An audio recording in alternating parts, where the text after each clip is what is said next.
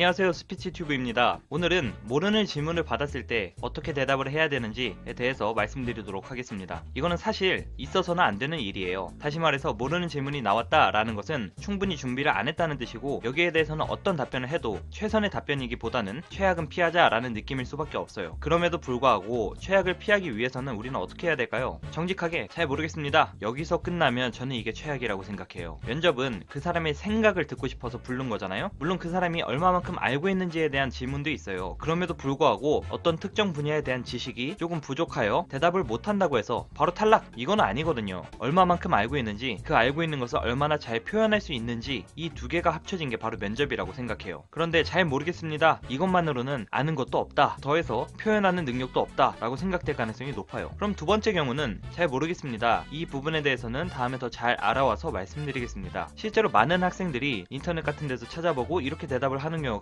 제일 많아요. 근데 저는 이 대답을 들으면서 계속 이런 생각이 들어요. 일단 지원자가 이 부분에 대해서 잘 모르고 다음에 더 잘 알아온다는 것은 내년에 다시 시험 보겠다는 거지? 아니, 그렇잖아요. 우리는 내년에 합격하는 것을 바라보는 게 아니에요. 지금 여기서 승부를 봐야 한다고요. 그러니까 다음에 알아온다 라는 식의 이야기를 한다는 건 지금 저의 합격 확률을 조금 더 높여주지 못해요. 그래서 평타 정도의 대답이 된다고 생각을 해요. 저 같으면 잘 모르는 문제가 나왔을 때 죄송합니다, 이 부분에 대해서는 저의 지식이 부족합니다. 그런데 저는 이와 관련돼서 이러이러한 부분에 대해서 알고 있는데 혹시 이 부분에 대해서 이야기해도 괜찮습니까? A라는 부분에 대해서 물어봤는데 잘 모른다, 잘 기억이 안 난다, 그러면 어떻게든 대답을 해야 하잖아요. 그러면 A 다시나 B에 대해서, 그러니까 A와 관련이 있는 비슷한 문제에 대해서 이야기해도 괜찮은지 여쭤보는 게 좋은 것 같아요. 이렇게 하면 먼저 지원자가 어떤 부분을 잘 알고 있다 라는 것을 보여줄 수도 있고, 그것을 표현할 수 있는 기회를 얻게 됩니다. 그리고 지원자가 알고 있는 부분이 원래 질문과 어떻게 연관되어 있는지만 말하면 사실상 원래의 질문에 대답한 게 됩니다. 간단히 예를 들면 이렇습니다. 한국과 북한의 상황에 대해서 어떻게 생각하시나요? 여기에 대해서 직접적으로 어떤 상황인지 잘 몰라. 그러면 한국과 북한이 아니라 한국과 미국, 한국과 중국,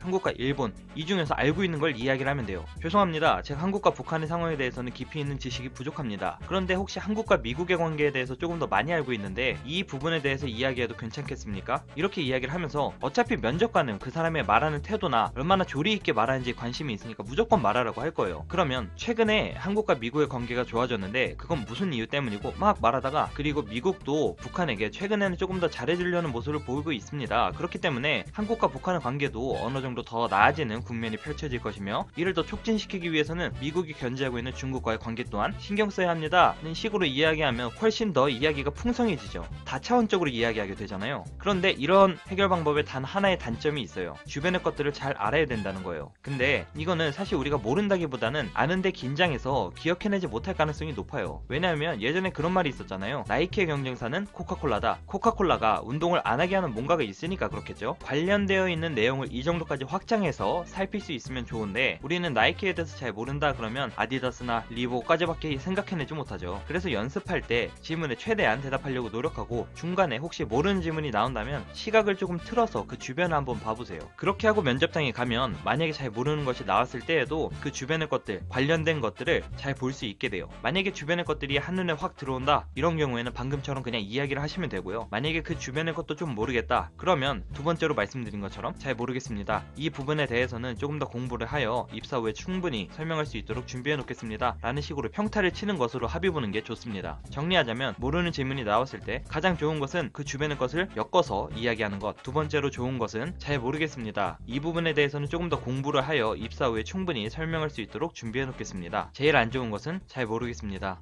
죄송합니다. 이 경우만 피하려고 노력을 하시면 좋을 것 같습니다. 이상으로 면접 때 모르는 질문을 받았을 때 어떻게 답변을 해야 되는지 말씀드렸습니다. 스피치튜브였습니다. 감사합니다.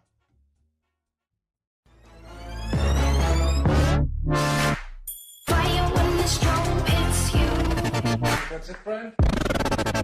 Yes.